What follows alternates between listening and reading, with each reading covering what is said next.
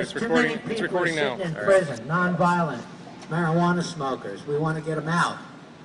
And we want to see the legislature stop putting people in jail for marijuana. The legislature knows that marijuana is harmless. In their own documents, they said, scientific evidence clearly shows marijuana has no harmful effects. Yet we have people in jail for no harmful effects. It's time to get them out. I want to bring up Warren Redlich. He's going to give a little talk to you people. Thank you.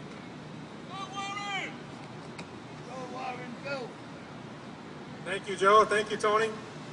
Hi, my name is Warren Redlich. I'm running for governor of New York State.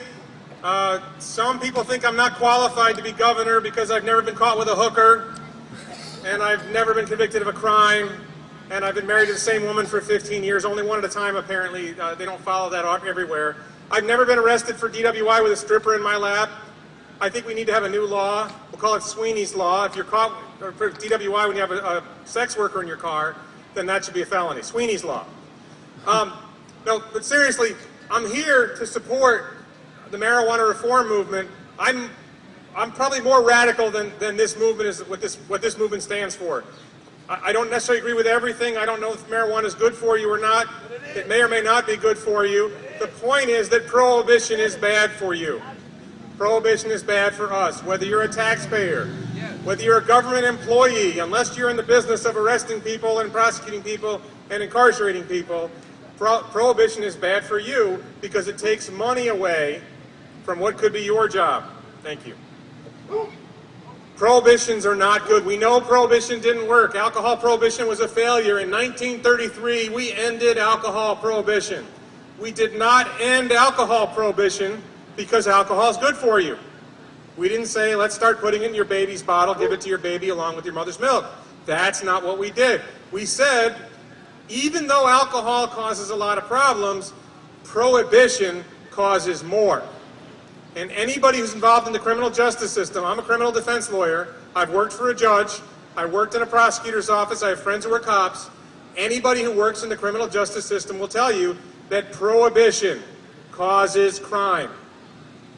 If you're a heroin addict, it turns out that when we made heroin illegal, heroin addicts didn't decide to stop using heroin. They didn't say, oh, it's illegal now, we're going to stop, because it's an addiction.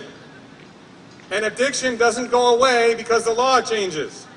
And what happens with heroin addicts is, when you have it illegal, heroin is very expensive. I've heard, I wouldn't know anyway, but I have heard from some reliable sources that a really bad heroin habit can cost $1,000 a week.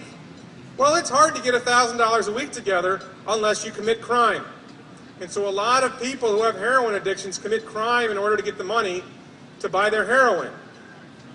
Now, strangely, despite the myths about heroin, I'm not saying heroin's good for you or anything, but despite all these myths about heroin, 70% of heroin addicts have full-time jobs. So, you know, as bad as it is for you, making it illegal doesn't make them better, but it does create problems for them. It makes their lives more difficult.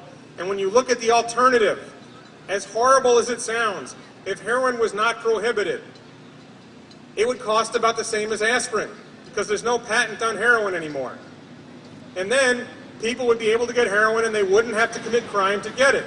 The reality is, whether you like it or not, whether you think it should be illegal or not, heroin addicts are not going to stop using heroin. People who like to smoke marijuana are probably not going to stop smoking marijuana just because you make it illegal. Whether it's cocaine, LSD, or alcohol, making it illegal doesn't work.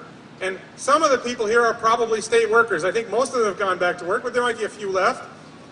Your job is at stake because our government is spending your money and my money and their money on arresting, prosecuting, and incarcerating nonviolent drug offenders.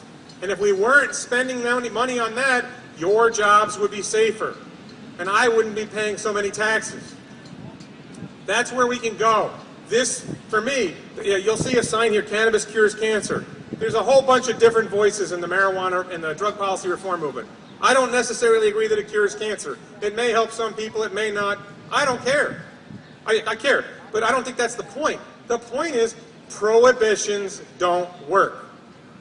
And if you recognize that prohibitions don't work, and you want to project your job as a state worker or a school worker, or you want to do all the things that you want to do, or you want to save money on your taxes, the answer is to stop wasting money. And there's so many ways we can stop wasting money in my campaign. My name is Warren Redlich. You can Google me, or you can Google stop wasting money. I'm the #1 result on Google for that search. If you want to stop wasting money, a great way to stop wasting money is to stop arresting, stop prosecuting, and stop incarcerating people who are involved in nonviolent drug incidents. So my name's Warren Redlich. I hope some of you were listening. Thank you for listening if you were. Please pay attention. Support ending this marijuana prohibition and drug prohibition. Thank you.